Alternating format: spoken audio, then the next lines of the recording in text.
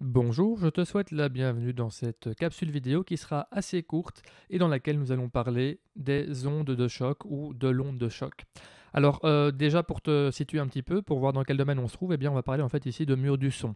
Et pour comprendre de quoi il est question lorsque un avion par exemple passe le mur du son, eh bien on va représenter un avion. Alors je dessine ici un avion assez rapide, hein, donc un avion de chasse, et on va ici représenter les ondes sonores qui sont produites par cet avion. Alors, tu peux voir ici que je suis dans le cas où la vitesse de la source, donc la vitesse de l'avion, est plus petite que la vitesse du son.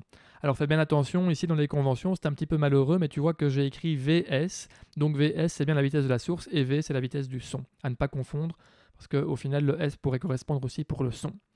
Et donc tu vois ici que mon avion avance à une vitesse plus faible que la vitesse du son. Ça veut dire que lorsque mon avion émet une onde sonore, donc un front d'onde, hein, un cercle rouge ici sur le schéma, eh bien cette onde va avancer plus vite que l'avion.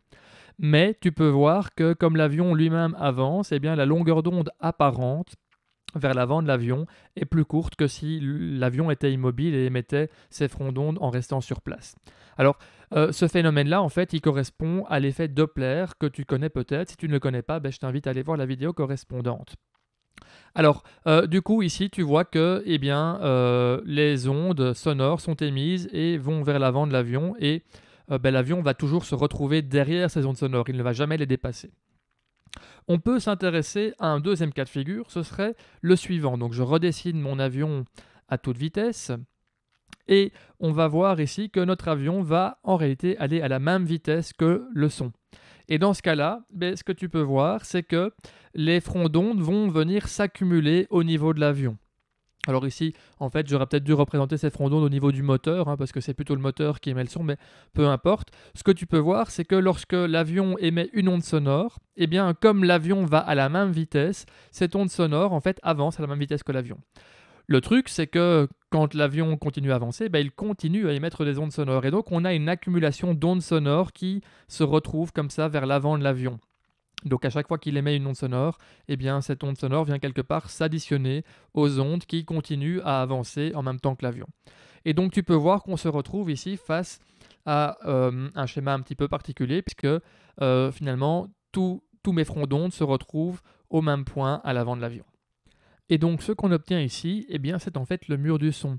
En effet, tu sais que le son, eh bien, il est causé par une variation de pression, hein. Donc quand on entend quelque chose, en fait, ça correspond à une petite variation de pression des molécules dans l'air. Eh bien ici, on a toute une série de petites variations de pression qui viennent s'accumuler puisque chaque front d'onde correspond à une onde sonore et donc à une petite variation de pression. Sauf qu'ici, on vient en accumuler, en accumuler, en accumuler. Donc ça donne naissance à une grosse variation de pression. Et donc ça veut dire qu'au niveau de l'avant de l'avion, on a une grosse variation de pression. Or, cette variation de pression, eh bien, on sait qu'elle correspond à du son. Et donc ici, le fait d'avoir une grosse variation de pression correspond à une onde sonore très intense. Or, cette onde sonore, ben, tu vois qu'elle avance, elle avance à la vitesse du son, forcément, c'est sa définition. Mais donc, lorsque cette onde sonore, ici, cette accumulation d'ondes sonores, eh bien, nous atteint, nous qui serions par exemple au sol, eh bien, nous allons percevoir une très grosse variation de pression et donc un son très très important. C'est le fameux boom du mur du son. Ok, alors ici donc on est un peu à un cas limite, hein, c'est celui où l'avion va vraiment à la même vitesse que le son. On peut maintenant regarder le cas où l'avion irait à une vitesse supérieure à la vitesse du son. Et donc je redessine encore une fois mon avion très rapidement. Et ce qui va se passer cette fois-ci, c'est que tu peux voir que notre avion émet des ondes sonores, sauf qu'il les laisse derrière lui. Et donc, par exemple, tu as le premier cercle tout à gauche très très grand, mais tu peux voir que, en fait, son centre, le centre de ce cercle correspond à l'endroit où l'avion se trouvait au moment d'émettre cette onde sonore. Et puis l'avion a avancé tant et si bien que cette onde sonore se retrouve à l'arrière. Et donc ici, on obtient une forme un peu particulière puisqu'on obtient une espèce de cône. Alors, au niveau de ce cône, eh bien, on peut remarquer qu'on a aussi une accumulation d'ondes sonores. En fait, les ondes sonores qui ont été émises un petit peu avant vont se retrouver au même endroit que des ondes sonores qui ont été émises un peu plus tard. Et donc, on a une accumulation ici d'ondes sonores sur ce cône. Et donc, ben, tu l'as compris, en fait, la limite décrite par ce cône, c'est ce qu'on va appeler l'onde de choc. Donc, c'est finalement l'endroit où l'onde sonore vient s'accumuler. Et lorsque cette onde sonore est perçue par un observateur, eh bien, ça va correspondre à un son très très important, une espèce de gros boom. Ce que je te propose de faire maintenant, c'est de nous intéresser à l'ouverture, à l'angle d'ouverture de cette onde de choc et donc à l'angle d'ouverture de ce cône qui est décrit par l'accumulation des ondes sonores. Pour ça, je vais d'abord venir représenter le déplacement de mon avion. Donc, mon avion, en fait, se trouvait au départ en un point A et il est arrivé en un point B. Du coup, je peux voir que j'ai un angle qui va se dessiner ici entre la ligne verte et l'onde de choc. Et ce que je peux observer, c'est que j'obtiens en réalité, avec le point C, un triangle rectangle. Alors, tu vois que la ligne verte, donc de A à C, elle correspond en fait au déplacement du son. Tu peux voir que quand mon avion était en A, il a émis une onde sonore. Cette onde sonore s'est déplacée de manière radiale, donc dans toutes les directions. Et au moment où mon avion se trouve en B, eh ben, l'onde sonore est arrivée jusqu'au point C. Ok. Alors, du coup, ben, la distance ici AAC, elle vaut V fois delta T. Autrement dit, elle vaut la vitesse du son multipliée par l'intervalle de temps. Et la distance de A à B, elle vaut Vs fois delta T, donc la vitesse de l'avion, la vitesse de la source multipliée par delta T. Donc le delta T ici, tu dois bien comprendre que c'est le temps qu'a mis l'avion pour aller de A à B et c'est le temps qu'a mis le son pour aller de A à C. Et cet intervalle de temps, c'est le même.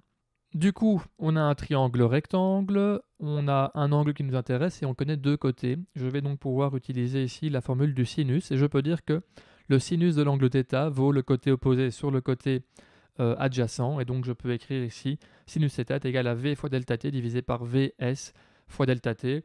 Bien entendu, les delta t se simplifient et donc j'arrive à V sur Vs. Ok, et donc tu vois ici que je peux calculer l'angle θ. Alors attention, l'angle θ correspond à la moitié de l'angle formé par l'onde de choc. Hein. Donc ici, si on te demande vraiment l'ouverture de l'onde de choc, l'ouverture du cône de l'onde de choc, ben, tu devrais multiplier θ par 2 tout simplement. Alors, une dernière petite chose, quand on parle d'avion de chasse, quand on parle de vitesse du son, de mur du son plutôt, on parle aussi du nombre de Mach. Tu as peut-être déjà entendu ça, par exemple dans un film qui met en scène des avions de chasse. Eh bien, on dit il est à Mach 3 ou il est à Mach 2. Mais qu'est-ce que ça veut dire? En fait, le nombre de Mach, il est défini tout simplement par le rapport de la vitesse de la source divisée par la vitesse du son. Et donc, on symbolise le nombre de Mach par grand M petit a. Donc, tu vois que c'est grand M petit a est égal à Vs sur V. Alors, ce que ça signifie, imagine tout simplement que la vitesse de la source soit de 2 fois la vitesse du son. Ça veut dire que je vais obtenir ici le nombre de Mach qui est égal à 2. Et donc, quand on dit il est à Mach 2, ça veut dire que en fait, il va à 2 fois la vitesse du son. Voilà, je suis arrivé au bout de cette petite vidéo. J'espère avoir été le plus clair possible. Je te remercie pour ton écoute et je te dis à la prochaine.